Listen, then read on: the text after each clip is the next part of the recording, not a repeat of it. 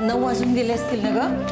ही बघ, ही रंगू अजून आली नाहीये कामाला. काय म्हणाले? अगं रंगू अजून आली नाहीये कामाला, 9:30 वाजायला आलेत. येईल ग ती माई, तू थांब जरा 2 मिनिट. अगं तू जायच्या आधी ती आली ना म्हणजे बरं असतं ग.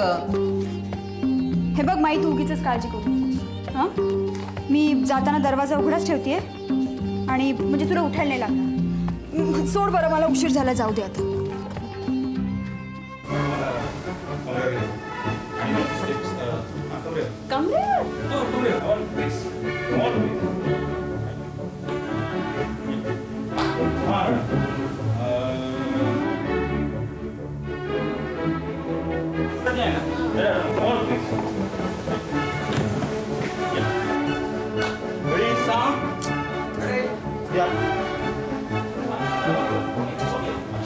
हाय श्रीराम.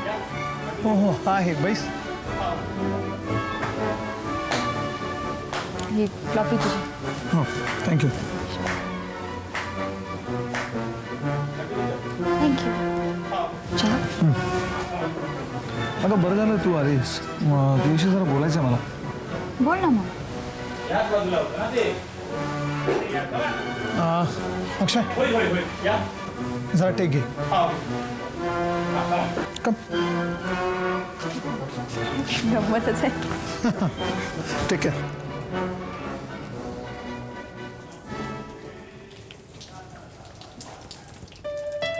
It's raining. लवली. बोल, काय म्हणतोस? बायकोशी पटत नाहीये? Come on. बोल. खरं तर आतापर्यंत मी हे कोणाला सांगितलेलं नाही. मला खूप ऑकवर्ड फील होत आहे. माझ्याशी बोलताना पण ऑकवर्ड वाटते? सांग ना. वसू, सुषमा प्रेग्नंट आहे. तिला दिवस गेला. मग म्हणजे सोडून काहीतरी प्रेयसीला दिवस गेल्यासारखं काय सांगतो श्रीराम? Come on, congratulation. अगं काँग्रेस कसलं म्हणतेस? सगळं इतकं बेसावतपणे घडलंय ना. We were not planning it. अगं 40शीला आलोय मी आता. 40शीला माझा मुलगा 12 वर्षाचा होत आलाय आणि ह्या वयात बाप व्हायचं म्हणजे I am feeling awkward. Sushma काय म्हणते? तिचंही तेच म्हणणं आहे. अगं थांबावून गेलोय मी. एक तर या सगळ्या गोष्टीची मला कल्पना नव्हती. रादर आम्ही ते ठरवलंही नव्हतं. त्यात 4 महिने कधी गेले तिलाही कळलं नाही. आणि डॉक्टर म्हणाले आता या सिच्युएशनमध्ये तुम्ही कुठलाही डिसिजन घेऊ शकत नाही. It will be risky, medically risky. तुला काय वाटतं? अगदी आतून खरं सांग. खरं सांगू, आय एम फीलिंग हॅपी. खूप बरं वाटतं. श्रीराम, अजून काय पाहिजे? Hair with the world. बरं मला सांग, मुलगा की मुलगी? माय गॉड, अगं एवढा विचारच नाही केला. अगं आम्ही भांबवून गेलो, काही सुचत नाही काय करावं. आणि yes, why don't you come down at my place. तू घरी ये ना, बोल तिच्याशी. सुषमाला सांग, समजव तिला. आणि आय थिंक ती तुझ्याशी बोलेल. तिचा विश्वास आहे तुझ्यावर. हो हो, please come, please. Well, thank you very much. You welcome. पण हे असं कोरडं थँक्यू चालणार नाही. जेवण दे की. घरी ये.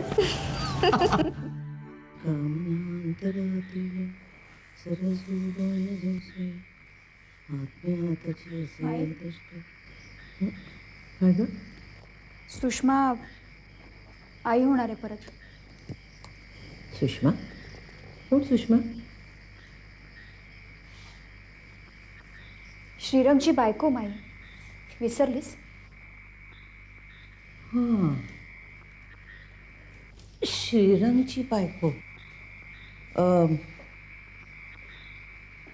अगं त्यांना एक मोठा मुलगा आहे ना?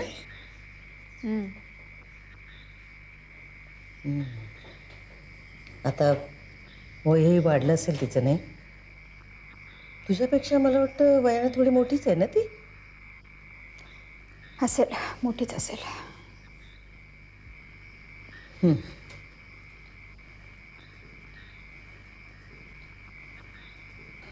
काय झालं माई? काही नाही. मला माहिती आहे तुझ्या डोक्यात काय चाललंय ते. तर माझ्या डोक्यात चालून काय उपयोग? तुला कबूल नको व्हायला तसं? तुझा आपला ठाम विचार, मला लग्न करायचं नाही, घर नको, संसार नको. मला आवडण्या न आवडण्यासारखं काय आहे त्यात?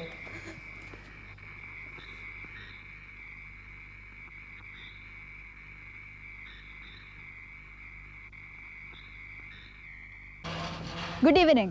या. आज बऱ्याच दिवसांनी आलीस. बैस. परस्पर आलीस वाटतं. हो, आज शनिवार ना. आणि श्रीरंग नाही आला तो.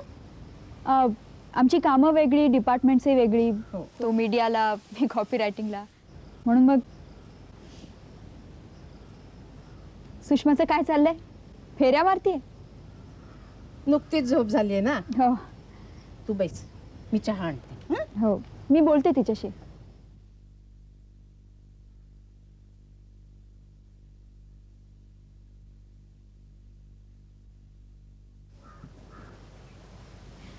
हाय सुषमा, कशी आहेस? कशी दिसते?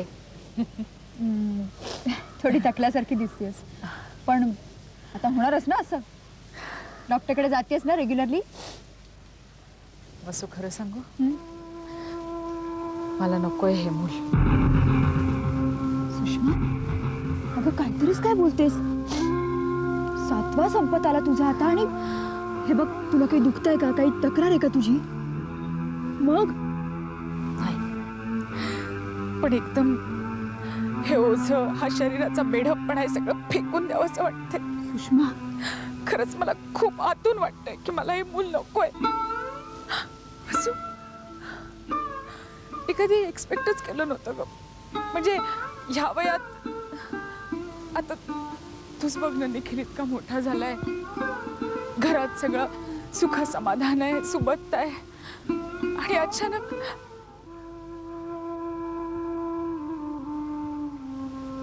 कसलं श्रीरंगने मुद्दामच केलंय सगळं. मुद्दा? कमॉन सुषमा, असं अगं अशी उदासी येते कधी कधी. हे बघ, तुझं बाळंतपण एकदा ठीक पार पडलं ना की तुला कशाचं काही वाटणार नाही. इतकी कौतुक करणारी माणसं आहेत. श्रीरंग सुद्धा किती खुशीत आहे. नसायला काय झालं, त्याला जावं लागतं येत ना.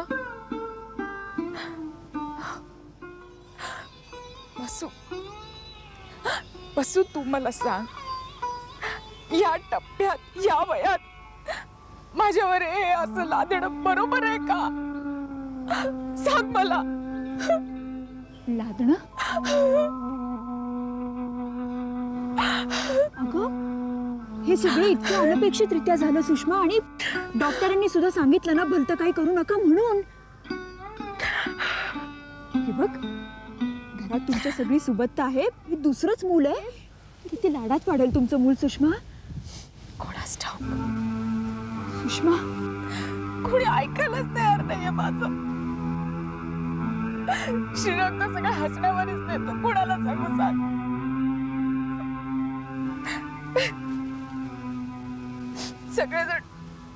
सगळेजण नुसती माझ्या या अवस्थेची मजा घेतात. सुषमा नाही ग. हो, त्यांना वाटतंय फक्त उशिरा मूल होतंय म्हणून आम्हाला लाज वाटते, पण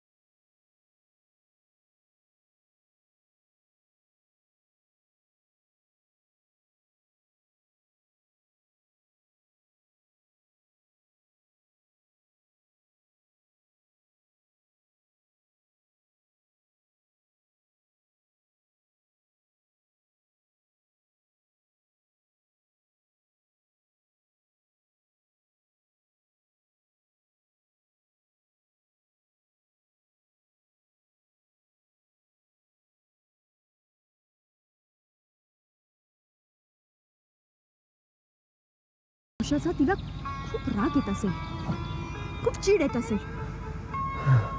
स्वतःच्या शरीराचा हा जो बेढपणा होऊन बसतो त्याबद्दल खूप हताश वाटत असेल, हेल्पलेस. म्हणून मी म्हटलं तसं. पण श्रीराम, तुम्ही दोघांनी हे सगळं शेअर करायला नको का? Thanks for your kind advice. मी तुला बस स्टॉपपर्यंत सोडू की जाऊ? जा तू.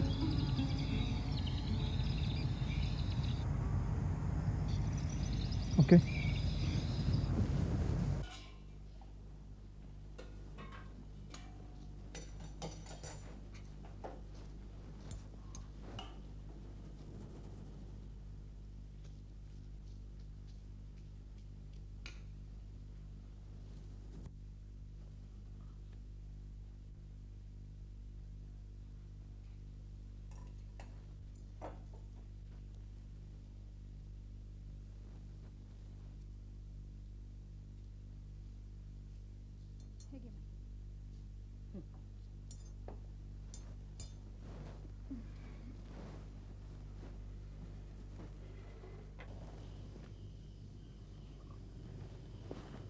माई, आज मी ऑफिस संपलं की डायरेक्ट हॉस्पिटलमध्ये जाऊनच घरी येईन. हां, किती पाऊंडाची आहे ग मुलगी?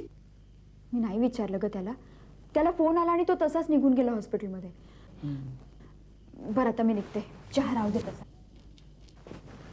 काय वसू, काय माई? नाही काय नाही. मी निघते माई.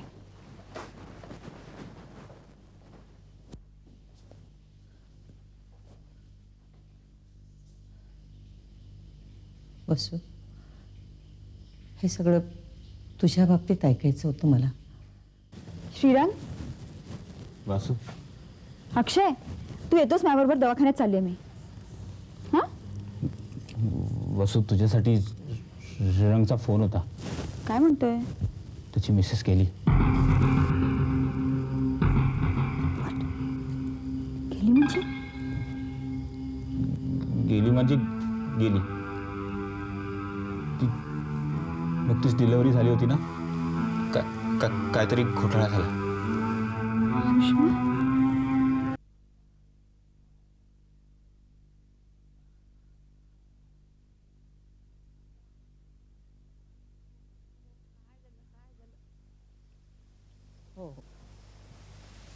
बघता बघता केवढी मोठी झाली बघ. अगदी दृष्टा लागण्यासारखं रूप आहे हो पोरीचं. कुणासारखी दिसते सांग? नाही सांगता येणार. मला तर बाई आमच्या श्रीरंगाचा छाप दिसतोय. बाकी मुलींनी पितृमुखीच असावं हो. काय झालो ललते ललते बाल दुखू लागली. दूध घेऊन येते मी हिला. तू बैस, मी श्रीरंगाला पाठवते. हं?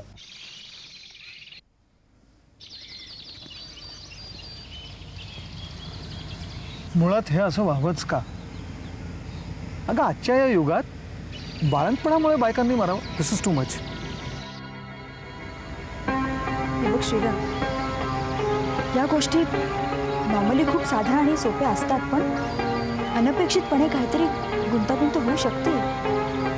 अगं, बघता बघता ती कोमात गेली. डॉक्टरांना काही कळत नसावं. आणि एवढं सगळं करून जन्माला आली ती मुलगी, आणि तिला तर नाव काय ठेवलं? अजून तरी काहीच नाही. कारण तिला हाक मारावी अशी पाळीच नाही आली. येईल तेव्हा बघू. आणि निखिल, त्याने कसं घेतलं? तो तर बिचारा गप्पच असतो, गुन्ह्यासारखा वागतो. सहन होत नाही त्याला हे सगळं. फार त्रास होतो या सगळ्या गोष्टींचा. आय थिंक वसू, नशिबानं मला सापळ्यात असं घट्ट अडकवलंय. श्रीराम, बघ ना, म्हणजे एक तर मी 40शीत बाप व्हावं, माझ्या करिअरची धुळधाण व्हावी, बायको जावी, 2 मुलांना मी एकट्यानं वाढवावं, त्यातनं त्या मुलीला तर मी एकट्यानं. नाही ग, फार कठीण आहे सगळं. या गोष्टी तुझ्या हातातल्या होत्या का? हा, त्या घडल्या, पण आता त्यातून सावरायला हवं.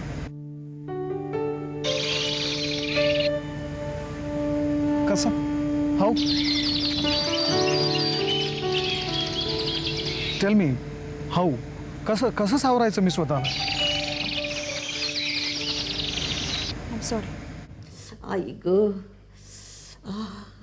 हा थंडीचं सीझन म्हणजे मरण परवडतं. या गुडघ्याच्या दुखण्याने अगदी हैराण केलंय बघ मला. फार दुखतं का ग माई? हो ना. आपण डॉक्टरच बदलूयात का? मी चांगल्या ऑर्थोपेडिक सर्जनची भेट घेते. अगं नको ग, काय उपयोग आहे? वाढत्या वयाबरोबर हे दुखणंही वाढतच जायचं. आणि तू का कमी का केलंस माझ्यासाठी? किती डॉक्टर झाले, किती औषधं झाली, पण तुझ्या प्रयत्नाला काही यश येत नाहीये. आणि माझ्या प्रयत्नांना तरी कुठं यश येतंय? किती सांगितलं तुला, किती डोकेफोड केली तुझी, पण तुझं आपलं नाहीच नाहीच. माई,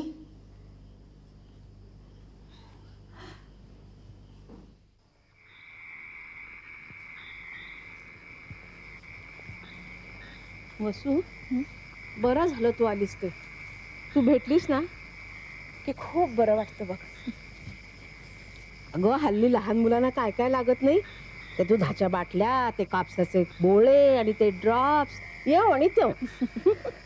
तशी बाई ठेवली सांभाळायला, पण शेवटी आई पण माझच ना. आता इतक्या चांगली. वर्षांनी आई झाली आहे बघ. छान गुटगुटीत झाली आहे, पण मोठी दिसायला लागली. हो तर ग, अगं घोडा करून रांगायला पण लागली आता लबाड.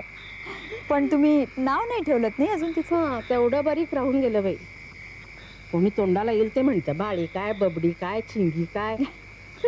मला आपलं वाटतं घरगुती का होईना एक छोटंसं बारसं करावं. कशाला? काहीतरी म्हणायला लागा, म्हणजे झालं. सुषमाचे आई वडील काय म्हणतात? ते काय नुसतं येऊन भेटून गेले, पण शेवटी लेकरू आपलंच ना. असो, श्रीरंग कसा वागतो का हल्ली ऑफिसमध्ये? ठीक असतो का? अगं घरी काही बोलतच नाही हल्ली तो. खूप काम असतं त्याला आजकाल. मध्ये बरेच दिवस रजेवर होता ना, आणि आमच्याकडे असं आहे सुद्धा ताई की जो मागे पडला तो थांबला. खूप स्पर्धा असते. तेही खरंच ग, ऑफिसमध्ये जायला लागलाय हेच जास्त आहे. इथं घरात राहून सतत तेच तेच विचार. असो, आपल्या बाळाला तूच एखादं नाव सुचव ना. मी सुचव? निखिलला साजेसं असं काहीतरी नीपासनं नीती. कसं आहे? काय सुंदर नाव आहे ग, नीती. आहा, बोल आता तुला काय जेवायला हवं? अहो नाही हो, नाही उशीर झाला तू आता. काय हवं ते मी आज करणार. नाही नाही, माई वाट पाहत असतील सुद्धा ताई. अगं आपल्या बाळाच्या बारशाचा समज. थांब बसतो. रडायला लागली वाटतं ती. खरंच की रडायला लागली. दूध देऊन येते तिला. तू बैस. थांबा, जाऊ नको.